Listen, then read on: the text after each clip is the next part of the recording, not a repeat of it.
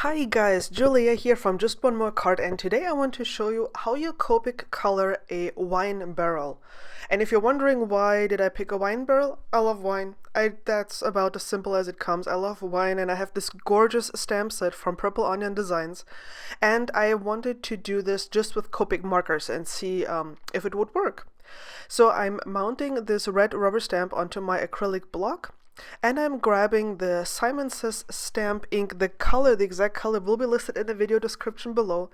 And I'm grabbing this one because I don't have any other super light ink. I don't want to have any black lines. I want to do no line coloring. And so I'm dabbing it off, so to speak, twice. So I will have third generation stamping, and you can see just how light this is. On camera, it looks even lighter. But in real life, I was just able to make out the lines. Of course, you have to make out the lines, otherwise it won't work. And then I'm using my Copics to lightly trace along some of the lines. And I'm putting down the color here where it will be darkest. So I'm starting out in the darkest area, which is right underneath the metal bands that hold a wine barrel together. So you can see right now, like okay, well, I'll turn it around again. So I'm flicking right now from the top of the wine barrel towards the bottom, and I'm figuring that my light will come from maybe like the top right-ish region. And I am also seeing a few lines that the artist has drawn in to give this wine barrel some texture, and I'm trying to at least adhere to the lines that separate the wooden boards that make out the wine barrel. If you've never seen how one is made, like, go on YouTube and check out the videos. It's really a fascinating process. So what I'm doing here is I'm just very lightly flicking away towards the bottom of the wine barrel, but I'm adding almost no coloring to the like shadow coloring around this middle metal band. Because I did that before, and I will show you at the very end how it looks like. But if you add some, like, too much shadowing around this middle band, it looks as if the wooden boards of the wine barrel are curving inwards, which is not really possible. So you shouldn't do that. If you hear strange noises, that is my cat on her scratch board, and she's frustrated with me because I'm not paying any attention to her. So there, she's gonna punish me later. I grabbed another Copic marker now that's a darker shade, and I'm adding some of the darker shade on top of this lighter shade. I'm not going as far as I did with the lighter shade. I'm just using it as a guideline to know where to put my darkest color. Usually I start with the darkest color, but here with the no line coloring, I'm very, very careful about what I'm doing. And you can see here that I'm now coming back with the lightest shade that I used before, and I'm just going over the darkest one and extending it a tiny, tiny little bit. And by going over it again, as well as here, I'm blending it out, and then I have a really nice and light gradient. That's something that I found works really well with Copics.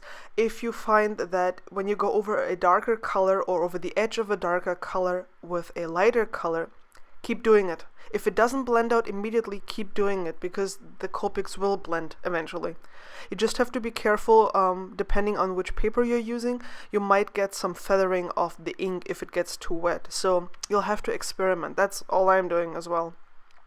So this is my third color, which is the lightest so far, and I'm doing the same thing again. I'm blending those colors out.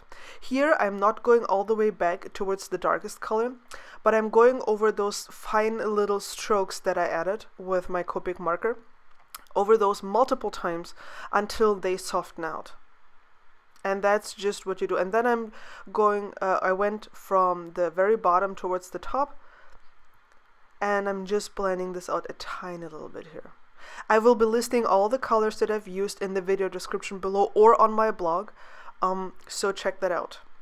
And now I'm doing the very same thing for the bottom. The very same thing that I did on top, only now I will extend the shadows from the very bottom towards the top, and only add minimal shadowing on this bottom part, because that is still underneath the My cat is really angry with me because that is underneath this middle metal band. If you look at a wine barrel, if you Google pictures, um, uh, it's it's kind of difficult to see this. Like, we know that it's round. We know from experience that this is a roundish thing. But again, if you add too much shading around the middle part here, it will look as if the boards are curving inwards. So you have to be very careful about how you go about this. Also, I don't know if you can see that, I am holding my marker almost completely vertical. This allows me to get those very, very fine strokes. I'm also lifting the marker up, like when I do these feathering strokes and I pull the marker out, I'm lifting it up at the very end, so I get these really, really fine tips. And once more, I put down the darkest shade, coming over it with the light, and literally coming over it with the lightest shade, so it blends out a little bit, and I'm just indicating some of the shadow. Now for the metal bands. The picture that I googled showed them with rust, and I thought that was just amazing, you know, like I was imagining a really nice wine cellar, and you have those old barrels there, who knows how old they are, and they have rusty metal around them. Can you tell I love wine? I'm actually currently still living in a wine region, so that is really an image that you see a lot here, like those wine barrels. So what I'm using are like a brown color, and the lighter colors are YR colors, so yellow-orange colors. And I felt they give me a really nice warm shade, like of rust. You know, rust usually has to me at least, this reddish brown look, and I felt that this color combination really gives me a nice reddish brown look. And you can see here as well that this color is much lighter than the one before, and I'm just going over it again and again and again until it finally starts to blend. And this is the same thing I'm doing here. You can see that how I'm going over the edge of the previous color, and it just blends at some point. Magic! There you go.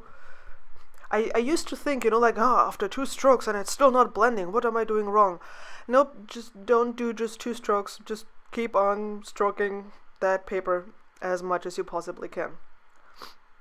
And you can see I'm even using some swirly motions here, going all the way down towards the darkest color. So now I had the base color laid down, but it didn't really feel like rust, because rust also has structure. You know how it has, like, stuff is peeling off and it's flaky and everything. So I'm grabbing the very same colors that I've already used, and I'm adding dots.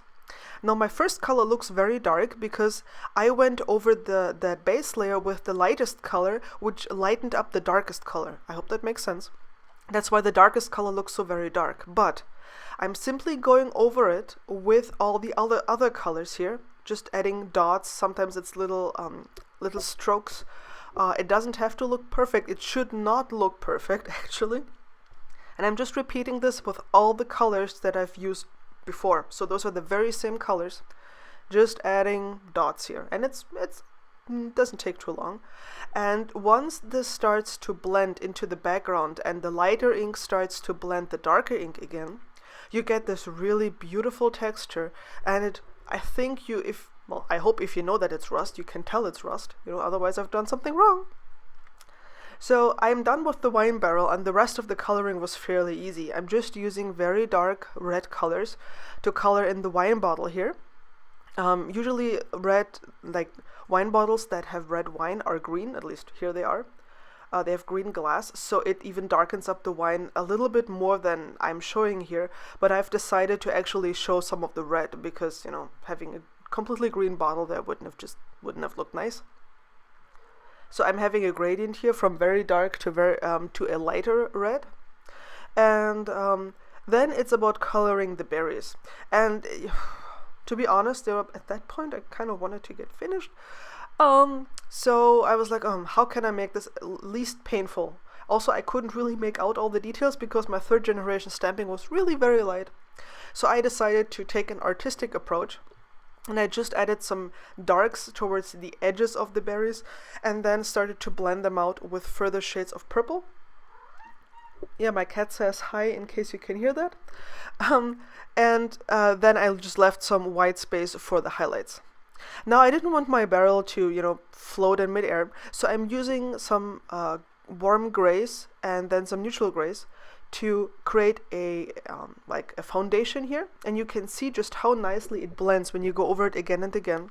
And I intentionally drew the darkest color a little bit further down towards the right side, because that will end up looking like a little ditch, as if the wine barrel is standing on the ground that has sunk a little through the weight of the wine barrel. Actually, when I did this the first time, I discovered this by accident because my marker started to bleed. I had a huge blob of dark ink there, and I was like, oh my goodness, I've ruined it. And in the end, it turned out completely fine. So sometimes those accidents can be quite helpful.